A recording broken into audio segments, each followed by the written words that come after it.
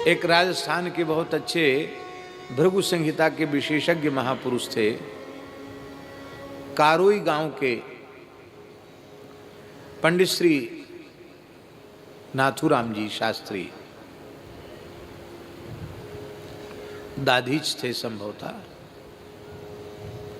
भीलवाड़ा के पास गांव है, और स्वयं गायत्री के बड़े उपासक थे, बड़े तपस्वी थे। बहुत लोग उनके पास आते जाते थे। हम भी रेवासा महाराज की आज्ञा से उनके पास गए थे। हमारे कमर में बहुत दर्द था, डॉक्टर कहते थे कि ऑपरेशन कराओ।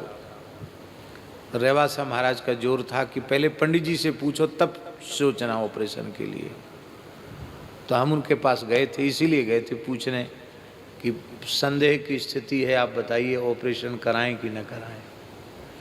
तो कारोई वाले पंडित जी ने कहा था कि इतने समय आपको ये पीड़ा रहेगी, इसके बाद आप एक ऐसी जगह जाएंगे जहाँ बहुत गायें होंगी, संत होंगे, वहाँ आप कुछ समय रहेंगे।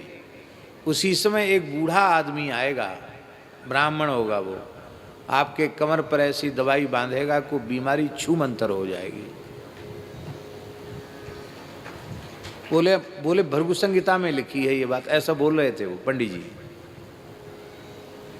तो हमने डायरी में लिख तो लिया था वो जो बोल रहे थे, लेकिन हमारे मन में बहुत कम विश्वास था। हमारे मन में था ऐसी कौन जगह होगी। और महाराज जी की आज्ञा हुई, पथमेड़ा में गोदुग्ध कल्प के लिए आए, और उसी में एक बूढ़ा आदमी आया कहाँ से, और उसने कमर में दवाई बांधी, और बड़ी भारी पीड़ा थी, बहुत सूजन थी, सब ठीक हो गया। को दुग्ध कल्प और उस वृद्ध ब्राह्मण की, ग्रामीण व्यक्ति की औषधि, तो वो बात पंडित जी की सच्ची हो गई। तो हमारी उनके प्रति बड़ी श्रद्धा बढ़ गई, उनका भी हमारे प्रति बड़ा प्रेम था। तो हमने उनसे बात पूछी, कहते कोई प्रश्न करो।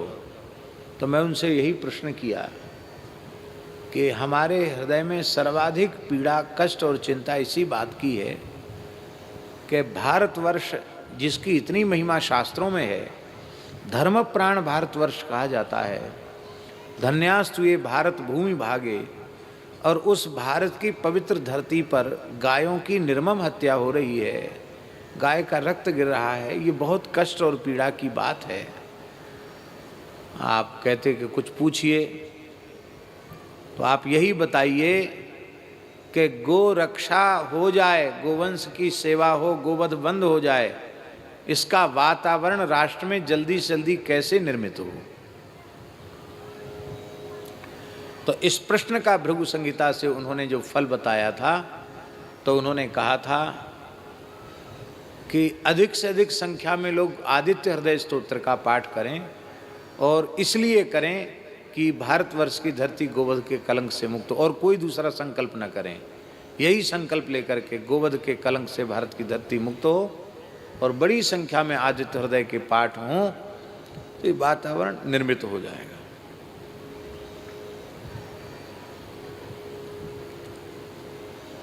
तब से हमने तो 3 पाठ आरंभ कर दिए। 3 पाठ नित्य गोरक्षा के निमित्त, 3 पाठ नित्य आदित्य हृदय के करना। अब वो संध्योपासन का अंग बन गए हैं, तो सूर्योपस्थान के बाद कर लेते हैं। और भी बहुत से लोग कर रहे हैं। मेरी प्रार्थना है जो संस्कृतज्ञ हैं, संस्कृत पढ़ सकते हैं, योग्यता है जिनकी, वे लोग अवश्य ही गोरक्षा के निमित्त अधिक से अधिक संख्या में आदित्य हृदय का पाठ करें। ज़्यादा नहीं तो 3 पाठ तो करें, छोटे ही स्तोत्र है, 3 पाठ में ज़्यादा समय नहीं लगता। 3 पाठ करें और प्रार्थना करें कि भारतवर्ष में गोरक्षा का वातावरण जल्दी से जल्दी निर्मित हो, ये धरती गोवध के कलंक से विमुक्त हो। अभी यहाँ भी महाराज जी 12,000 पाठ चल रहे हैं इस चातुर्मास में अपने ठाकुर जी के यहाँ। गोरक्षा के निमित्त ही 12,000 आदित्य हृदय स्तोत्र के पाठ चल रहे हैं। पता नहीं चाहिए थी संख्या, लेकिन फिर भी मन में आ गए तो कह दिया। तो आप लोग सब करिए, जो कर सकते हैं बहुत कठिन नहीं है, सरल ही है और सबको करने का अधिकार भी है, सब कर सकते हैं, प्रेम से करें। बोलो भक्तवत्सल भगवान की जय।